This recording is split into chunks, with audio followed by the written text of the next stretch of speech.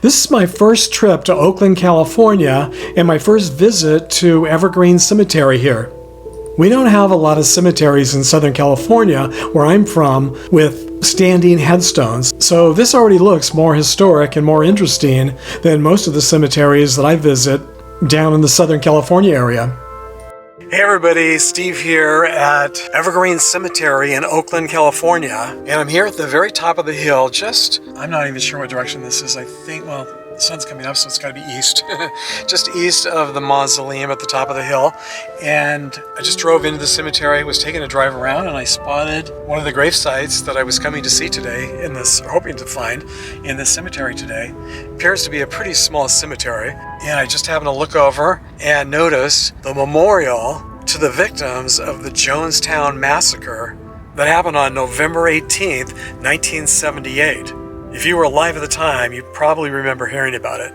It made international news. It was just a horrific story about cult leader Jim Jones and what he did to his followers. Jim Jones was the leader of a cult called the People's Temple, and I believe it started up here in Oakland, and to escape the press and legalities and all kinds of other issues and problems they were having, or he was having, he took all of his followers down to Guyana and established his own town called Jonestown.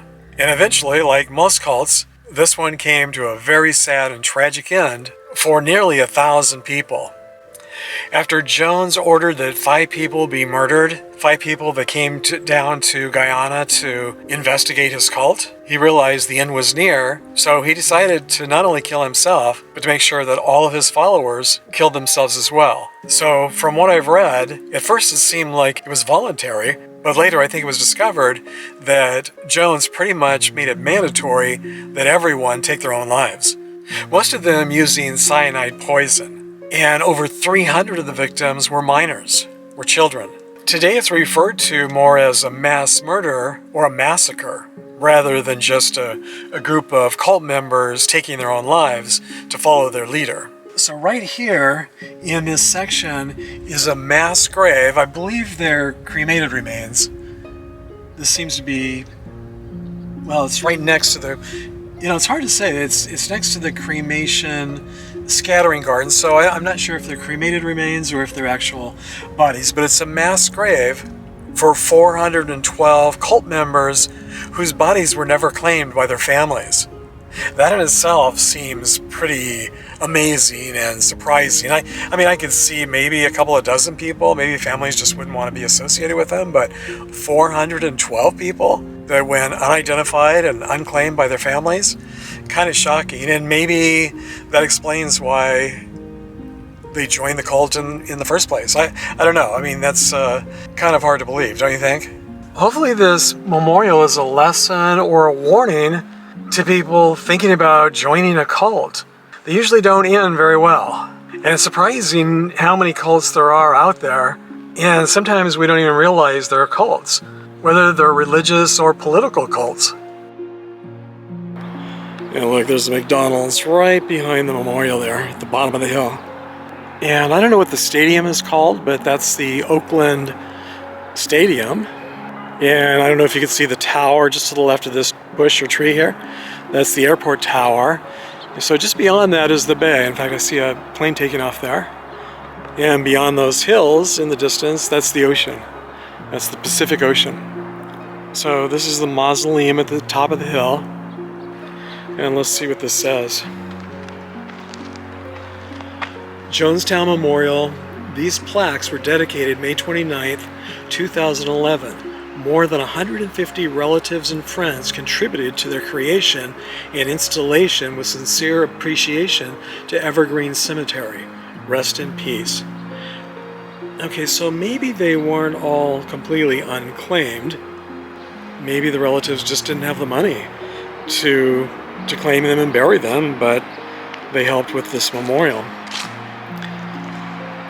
In memory of the victims of Jonestown tragedy, November 18th, 1978, Jonestown, Guyana Emergency Relief Committee.